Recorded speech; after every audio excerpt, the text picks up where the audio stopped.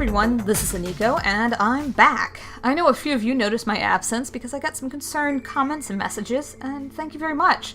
Those brightened my month, and even though I haven't had a chance to respond, they frankly encouraged me to do this video.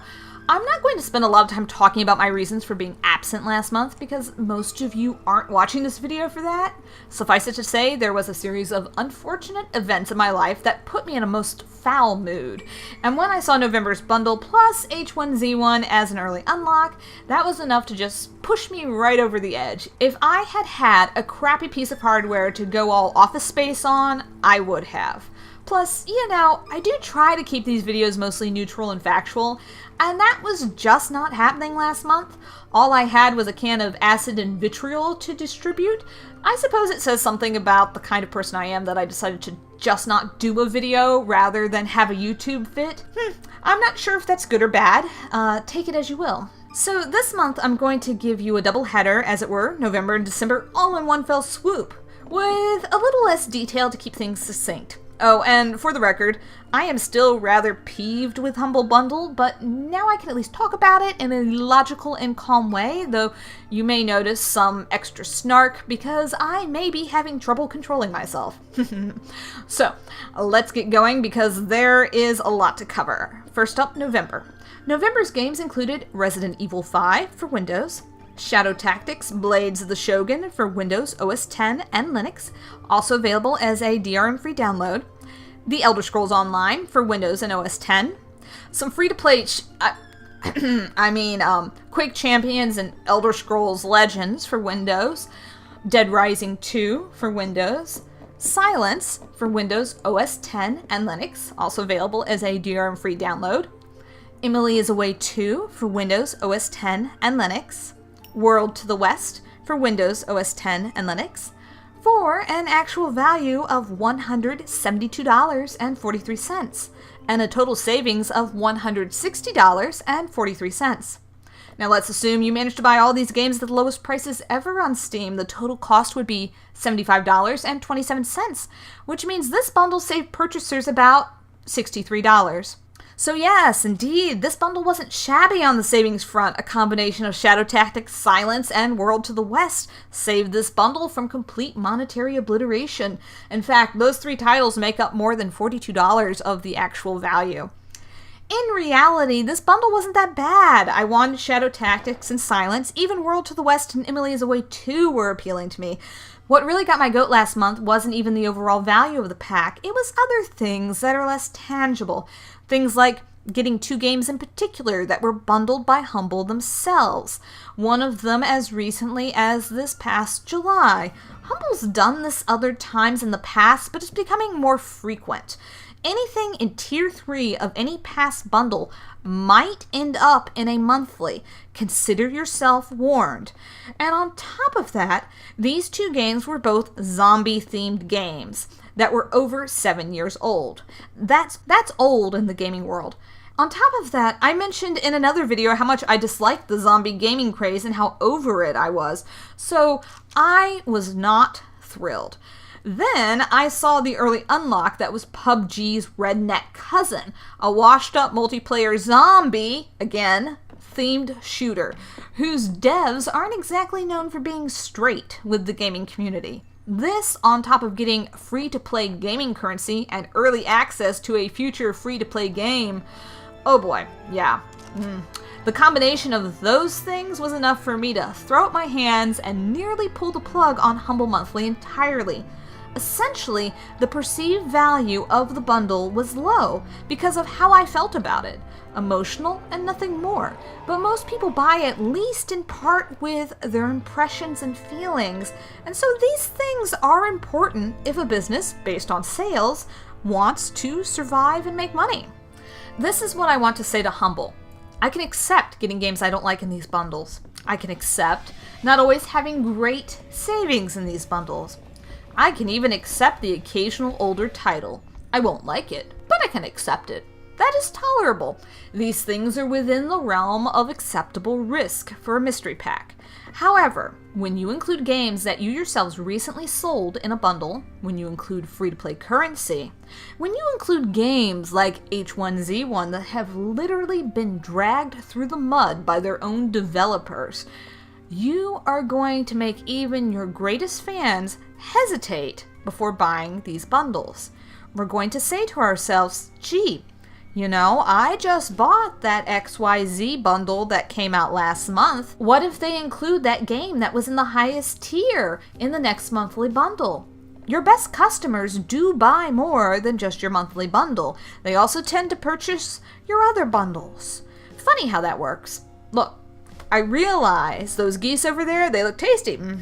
Christmas is coming up and all, but really?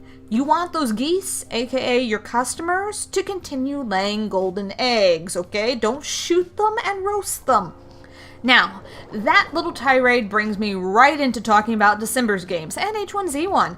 Actually, let me be brutally honest and say that I have no intention of touching H1Z1 with a 10-foot pole. No. If I could return just that game alone to make a statement about how I feel in regards to that piece of trash, I would. In fact, it's gunning for the top spot for worst early unlock game, almost pushing out that awful Call of Duty multiplayer pack Humble shoved on us during the summer of 2016. And it's a tight race indeed. Tell me, which is worse? Only half a game where you can still muster at least some respect for the developers? Or a full game for which you can't muster even a single iota of respect for the dev team? I'm honestly not sure which is worse. So, December's games include Rivals of Aether for Windows, H1Z1 for Windows, BlazBlue Chronophantasma Extended for Windows, Nex Machina for Windows, The Sexy Brutale for Windows and available as a DRM-free download, Strafe for Windows and OS X, Passpartout: The Starving Artist for Windows, OS X, and Linux, for an actual value of $134.93, and a total savings of $122.93.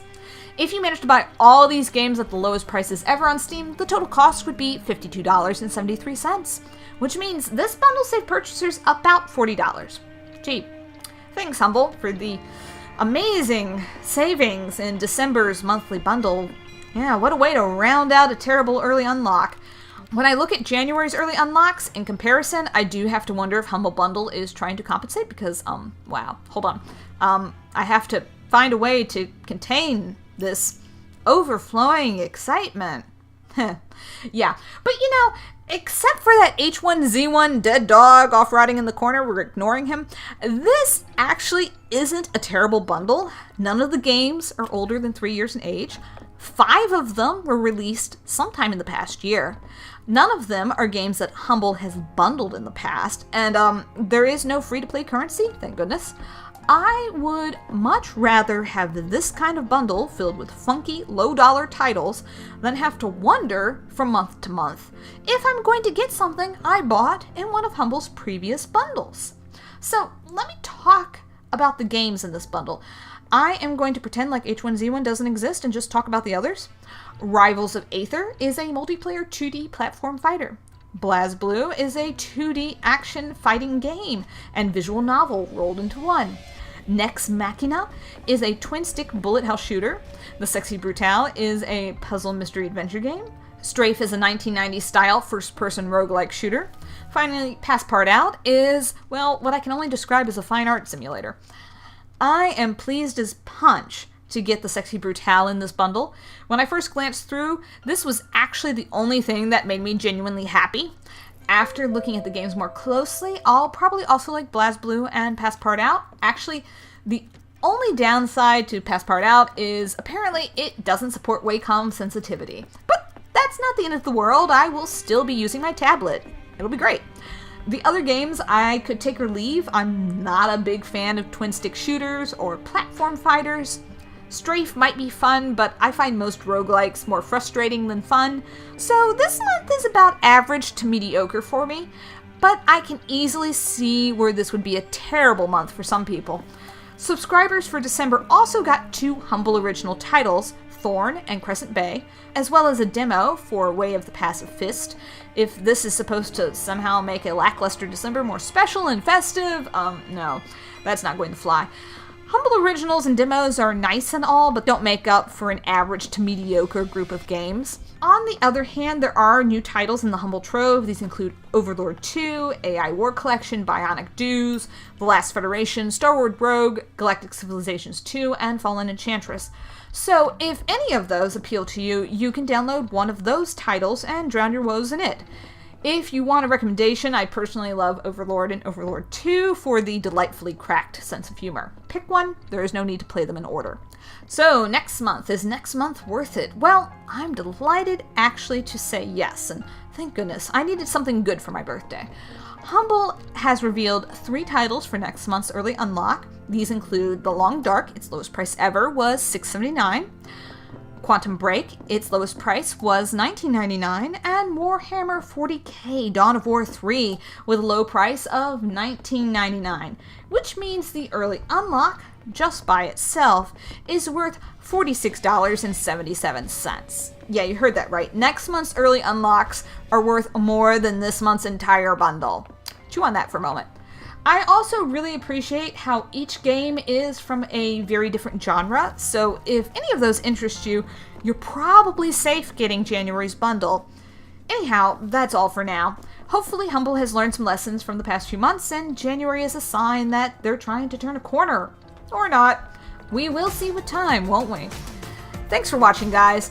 I plan to do another video in this series the first Friday of January, unless something untoward delays me, so no worries there. If you enjoyed the video, please like and subscribe, maybe follow me on Twitter, and I hope to see you again.